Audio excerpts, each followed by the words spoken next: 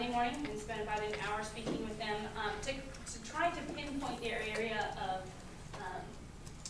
of the biggest problem between that. And we recognize that by the time international students get to campus, a lot of housing options are not available. A lot of off-campus housing areas that are close to campus, like easily able to bike to, those sorts of things, they're gone. And so we also recognize that many international students also do not own cars or haven't established kind of a network of friends or peers in which they can consistently rely on for backup planning. So we realize those are major areas. And we're still really in the trying to put our finger on how we can solve that. Alternative-wise, I think it comes down to a personal effort to try and obtain other rights for whatever international student may be, whether that's a peer, a classmate, and it's not always easily solvable, I guess. Kind of to follow up, just I think what you're hearing is that a cab service is very inefficient. In order to provide a service that addresses those needs, you're looking at a very inefficient, like we said, service. And we'd have to open that up to all students, at least the way the program stands. And you would, I mean, I'm just projecting, I have no expertise, but you're looking at over $500,000 at least to do that.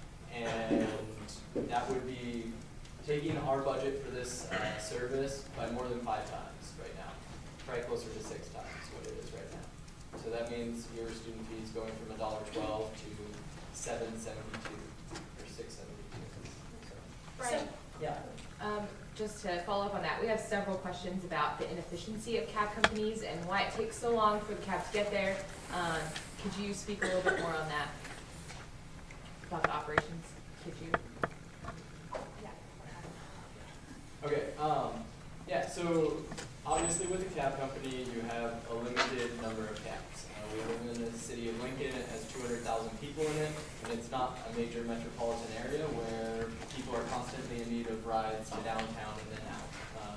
I think that we're actually fortunate by the size of the cab service that we have in Lincoln, but with that said, you call for a cab, you should be expecting to wait about 20-25 minutes.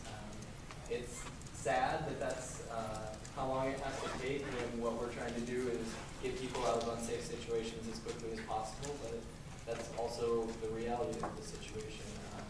To pay for anything more, again, gets into cost, and that's just not acceptable. I would also add that in starting to do all of this data entry, we learned very quickly that one of the biggest reasons that the wait time is longer for some people is that this number, it's not there anymore. The part about avoiding calls.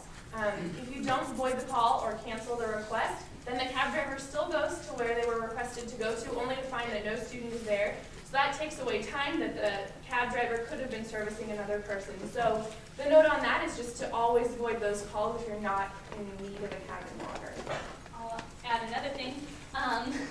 It's also, you can have more than one rider in the car. So if you have a similar, like if there are multiple people who are in an emergency situation using it as a last resort, you can all pile in the cab as long as there are enough seatbelts.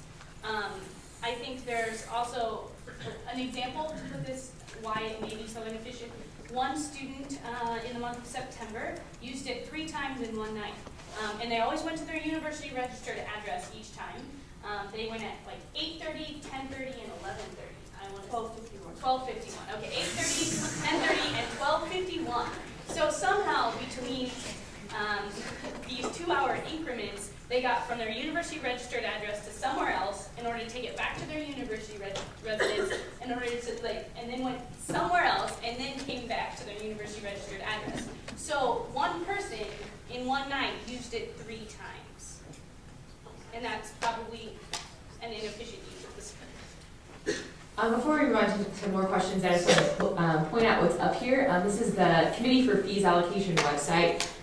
If you go to the ASUN website, which is asun.unl.edu, and go over here to committees, you can get there by clicking on Committee for Fees Allocation. And this shows you the breakdown of your student fees and kind of talked about how everything is broken down. But if you want to see the hard numbers, then they are right here on the website, so they are accessible to students. Let's see, some people had some, yes, Travis. Okay, some individuals use 475 Ride to get out of some situations where they feel unsafe, such as like a bad date where they feel it's going badly. And is this a legitimate use of 475 Ride? And if it is not, what other resources could they use? Our kind of guiding principle behind enforcing these new guidelines is that 475 Ride shouldn't be a student's plan B. It should be more like their plan Z. So to this student on a bad date, I would say, have a bunch of friends that you can call, or peers. Call your mom, call your dad. Because most likely you were talking to your friends about this date before you went on it. To be honest. This isn't me, just... Also, this will no doubt be a stimuli for further questions, but if you have cash or a check on you, you always have the option to pay for your own cab. And that should be an option before asking ASUN to pay for it through 475 Ride. Because that's the part about promoting personal responsibility that we really want to get across to you.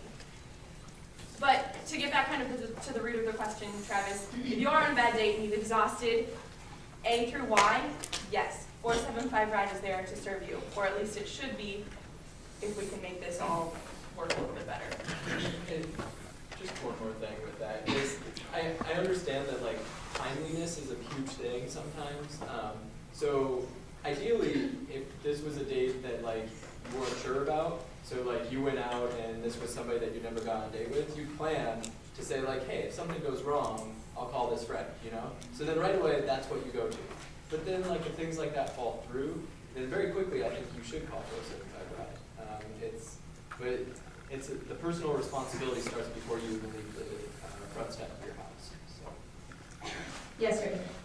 I mean, I commend you on it's good that you have a service that serves the students rather than a service that nobody's using. But it seems to me that it's unlimited because, I mean, you say last resort, and maybe for me that's the last resort.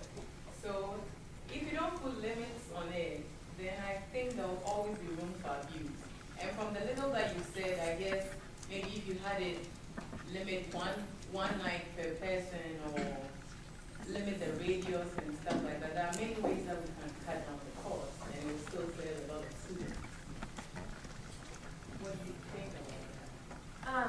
I would just continue to reiterate the point that as an emergency service, I mean, within the Lincoln city limit bounds, an emergency could happen anywhere. So I feel uncomfortable limiting the radius for that student who is on the edge of those city limits. And also just like, I mean, how many people have had just like a terrible week? You limit it to one time per person, and that person is in a dangerous situation, and for the second time in 1 week, and all of a sudden they don't have the service anymore. I think that that would be a cop-out for us. We want to work with students.